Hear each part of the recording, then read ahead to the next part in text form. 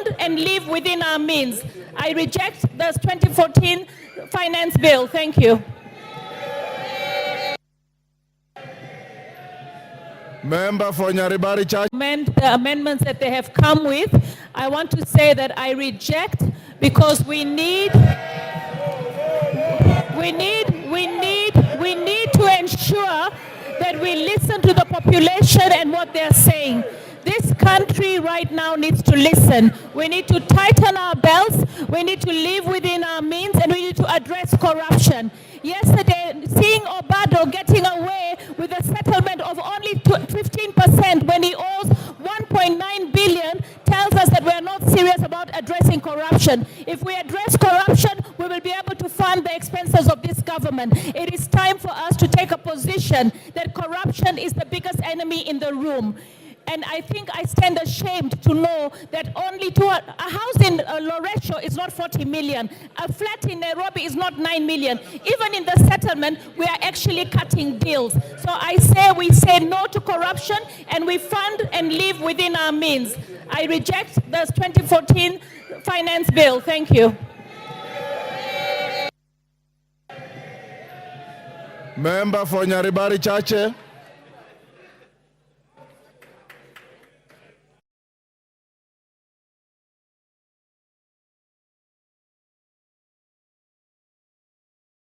Mike. Thank you, Honorable Speaker. Honorable Speaker, a time has come as a godly nation to make decisions that will impact positively on the lives of the 55 million plus Kenyans. Today, Honorable Speaker, I stand here to vote and support the Finance Bill 2024 so that the people of Nyaribari Chache and the people of Kenya can get infrastructural projects, electricity, water, and much more.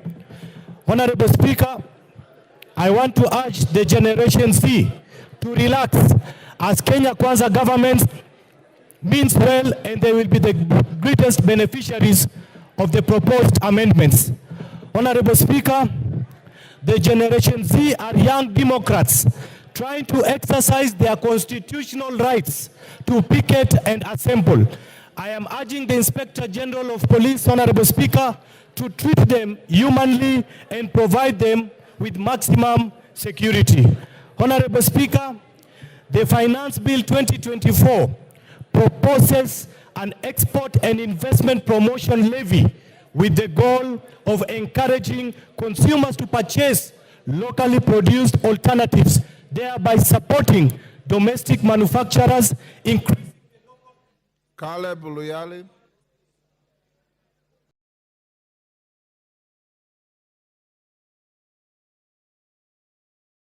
Thank you, Speaker. Finally, I got a chance. Mr. Speaker, I used only 1 minute to say we reject this finance bill, we reject the report of the committee on the finance bill. Mr. Speaker, a German social constructivist once said, Alexander Wendt, he once said that anarchy is what the states make of it. Mr. Speaker, this government is going to create anarchy in this country. And this finance bill is going to be the impetus of this anarchy. We have seen what is going around. We have seen every town in this country is occupied. And very soon, members of parliament, their homes are going to be occupied. We cannot sit here and pretend that everything is normal outside. Mr. Speaker, I want to urge my colleagues on the other side, you have a few minutes to change your mind. We must reject this finance bill. Gigi Kagombe.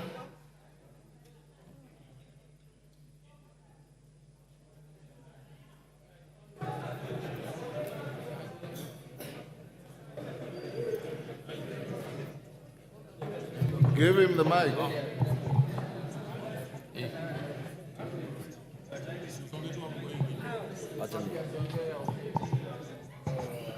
Thank you, Speaker.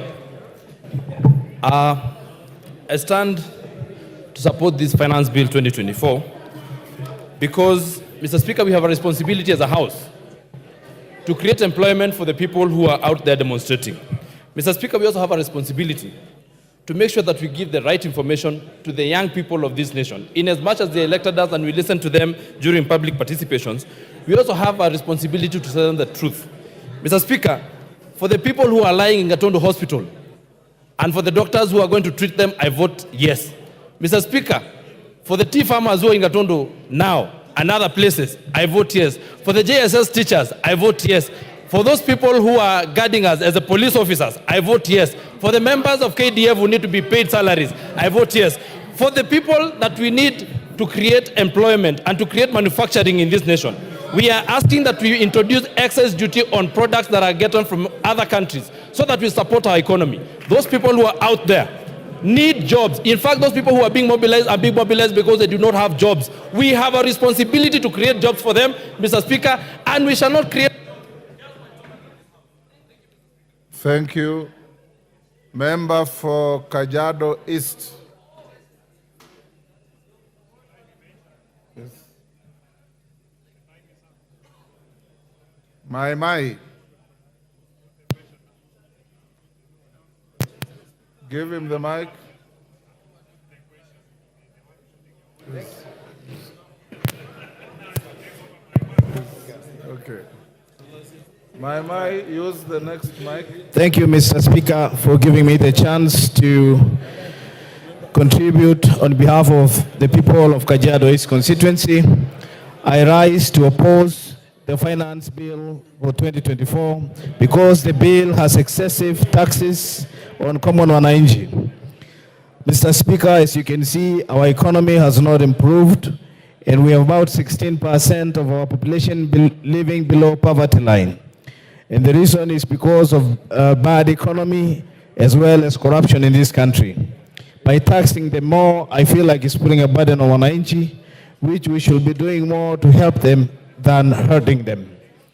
Mr. Speaker, when you also look at the fuel levy of 9 shillings, that is another burden to mwananchi. I can imagine by people commuting between Kitengela and Nairobi and back and forth, paying more for transport because of the increase of the fuel levy. So, Mr. Speaker, I stand to oppose the bill because it is not friendly to common mwananchi. Thank you, Mr. Speaker. Moses Kirima.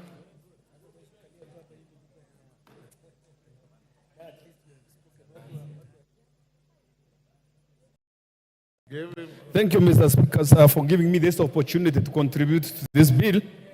Mine is that by the time when this bill came originally, it was too bad and it was punitive to the people. And my people had instructed me that if it was to be as it was, I was meant to oppose it.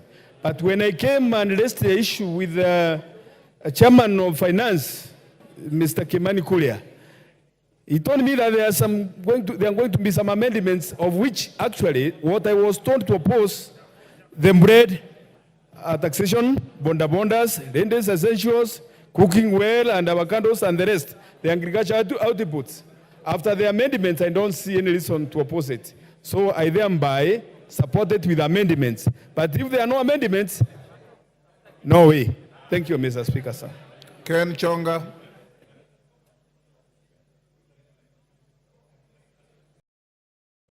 Thank you, Speaker. From the outset, Mr. Speaker, I stand to oppose this bill. Mr. Speaker, by the mere fact that the drafters of this bill were thinking of taxing bread, milk, rubber, it means that they never had a good intention for the Kenyans. This bill is obnoxious, is diabolical, this bill is pungent and shocking to the lives of Kenyans. Mr. Speaker, I was surprised yesterday, the majority leader here said that life has gone down, that the packet of maize flour right now is trading at 100 shillings. Where in which supermarket can we go and find the one packet? Not unless he has a supermarket that he can direct Kenyans to buy from. Finally, Mr. Speaker, by mere fact of adding 9 shillings to petroleum products, it is implying, therefore, the entire economy is falling down. Everything in the economy depends on fuel, and for as long as we have the price of fuel, everything is going to spiral up. Mr. Speaker, I stand to oppose this bill. Thank you. Janet Setianei, member for Turbo. Thank you, Honorable Speaker, and I stand to support this financial bill 2024. Honorable